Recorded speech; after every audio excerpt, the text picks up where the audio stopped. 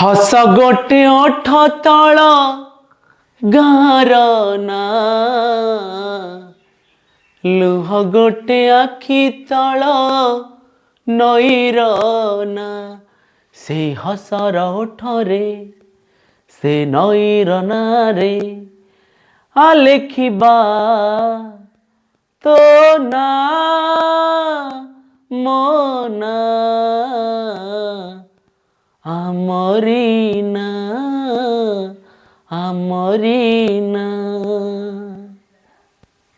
ଆଉ ଏକ ବ୍ଲଗକୁ ସ୍ୱାଗତ ସମସ୍ତଙ୍କୁ, ମୋର ସମସ୍ତ ଡିଜିଟାଲ ବନ୍ଧୁମାନଙ୍କୁ।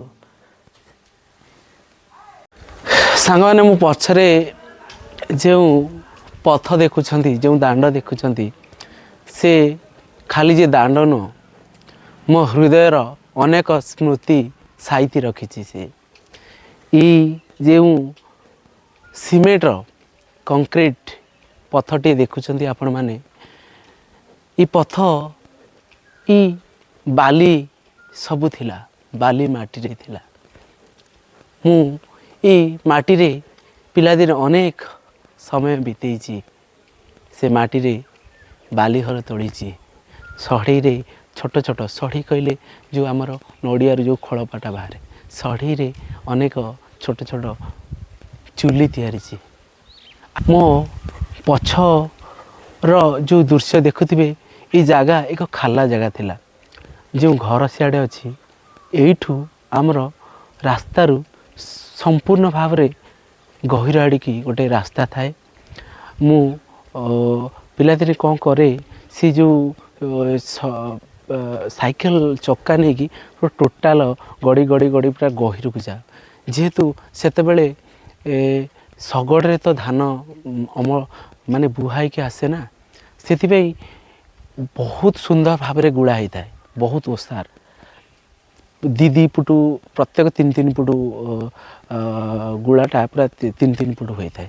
ସେଥିପାଇଁ ବହୁତ ଭଲ ଲାଗେ ସେଠି ସାଇକେଲର ପୁରୁଣା ଚକା ଚଲେଇବା ପାଇଁ। ଏମିତି ଅନେକ ସ୍ମୃତି ମୋର ଅଛି, ଆଜି ମନେ ପଡ଼ିଯାଏ। ଆଉ ଏଇ ଜାଗା ଗୁଡ଼ିକ ବହୁତ ଜଙ୍ଗଲ ଥାଏ ପିଲାଦିନେ। ଏବେ ସିନା ଭୟ ଯେଉଁ ହୃଦୟରେ ନାହିଁ, କିନ୍ତୁ ସେଇ ଭୟର ଯେଉଁ କାହାଣୀଟିଏ, ଯେଉଁ ସ୍ମୃତିଟିଏ ଆଜି ବି ମୋର ମନରେ ମୁକୁରିତ ହୋଇଯାଏ। ଜୀବନ ଏକ ସୁନ୍ଦର ଆଉ ସୁମଧୁର, ଯେମିତି ଭାବନା ସେମିତି ଚାଲେ ଏ ଜୀବନ। ଏଇ ଯେଉଁ ପଥ ଦେଖୁଛ, ମୁଁ ପଥ ଦେଖେନି, ଏ ମୋର ପିଲାଦିନରେ ସ୍ମୃତି ସହିତ ଜଡ଼ିତ ଥିବା ଏକ ରାସ୍ତା। ଜୀବନ ସ୍ରୋତର ଧାରେ ଧାରେ ଚାଲୁ ଚାଲୁ କେତେବେଳେ ଅତିବାହିତ ହୋଇଯାଏ, ଏହି ସମୟ ଜଣାପଡ଼େ ନାହିଁ। ଏଇ ସେ ସ୍କୁଲ ଯିଏ ପିଲାଦିନେ ମନେ ପକାଇ ଦିଏ ଅନେକ ଖେଳ, ଅନେକ ସାଥୀ। ଆଜି ସେ ସ୍କୁଲ ବଦଳି ଯାଇଛି, ରଙ୍ଗ ବେରଙ୍ଗରେ ସଜ୍ଜିତ ହୋଇଛି, ଛାତ ପଡ଼ିଯାଇଛି, ହେଲେ ସେ ସ୍ମୃତି ମୋର ସେଇ ପୁରୁଣା ଘରରେ ରହିଯାଇଛି।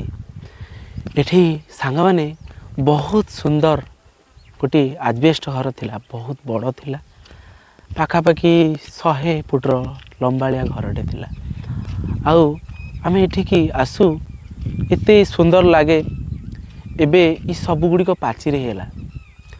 ଯେତେବେଳେ ମୁଁ ଆସେ ପ୍ରତ୍ୟେକ ଦିନ ଖରାଦିନେ, ଏମିତି ତ ମୋବାଇଲ ନଥାଏ, କିଛି ନଥାଏ ନା, ମୋତେ ସଦାବେଳେ ଏକାନ୍ତ ସମୟ ବିତେଇବାକୁ ମୋତେ ବହୁତ ଭଲ ଲାଗେ। ମୁଁ ସଦାସର୍ବଦା ଏଠିକି ଆସେ ସ୍କୁଲ ଠେଇକି। ଆଉ ଖରାଦିନେ ପ୍ରବଳ ଜୋରେ ପବନ ହୁଏ। ଏ ସିନା ସକାଳ ସମୟ, ଖରାଦିନେ ଆସିନାହିଁ, ଏ ବସନ୍ତ ଋତୁରେ ବହୁତ ଜୋରେ ପବନ ହୁଏ। ଆଉ ମୋତେ ବହୁତ ଭଲ ଲାଗେ, ମୁଁ ଅନେକ ସମୟ ବିତେଇଛି। ଦେଖିପାରୁଥିବେ ସାଙ୍ଗମାନେ, ଏଇ ଯେଉଁ ଜାଗା, ଏଇ ଯେଉଁ ଛାତ ଘର, ଏଇ ଦାଢ଼ରେ ମୁଁ ନିଶ୍ଚିତ ବସେ। ଏବେ ପାଚେରୀ ହେଇଗଲା, ଆଉ ଗେଟ୍ ହେଇଗଲା, ଆଉ ସେ ସମୟ ନାହିଁ। ବହୁତ ମନେ ପଡ଼େ। ଇଏ ହେଉଛି ମୋର ସ୍କୁଲ, ପିଲାଦିନର ସ୍କୁଲ। ଆଉ ଏଇ ଯେଉଁ ପୋଖରୀ ଦେଖୁଛନ୍ତି, ଏ ପୋଖରୀରେ କଇଁ ଗଛ ପ୍ରବଳ ଥାଏ।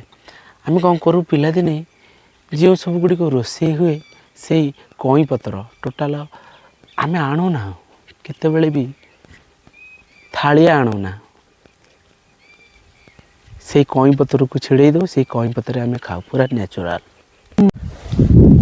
ସାଙ୍ଗମାନେ ଇଏ ଥିଲା ଛୋଟିଆ ମୋର ଅତିବାହିତ ହୋଇଥିବା ଛୋଟିଆ ଜୀବନର ସ୍ମୃତିଟିଏ ଆପଣମାନଙ୍କ ସହିତ ମୁଁ ସେୟାର କଲି। କେମିତି ଲାଗିଲା ନିଶ୍ଚିତ ଭାବରେ ଜଣେଇବେ। ଆଉ ଚ୍ୟାନେଲକୁ ସବସ୍କ୍ରାଇବ୍ ଲାଇକ୍ କରିକି ଯାଆନ୍ତୁ। ମୁଁ ଅନେକ ଇଭେଣ୍ଟ, ଅନେକ ସେଲିବ୍ରେସନ୍, ଅନେକ ଫେଷ୍ଟିଭାଲ୍ ମୁଁ ଆପଣମାନଙ୍କୁ ଦେଖିବି ଏଇ ଚ୍ୟାନେଲ୍ ମାଧ୍ୟମରେ। ନିଶ୍ଚିତ ଭାବରେ ଯୋଡ଼ି ରୁହନ୍ତୁ। ବାଏ ବାଏ ସାଙ୍ଗମାନେ। ଜୟ ହିନ୍ଦ, ଜୟ ଭାରତ, ଜୟ ଓଡ଼ିଶା।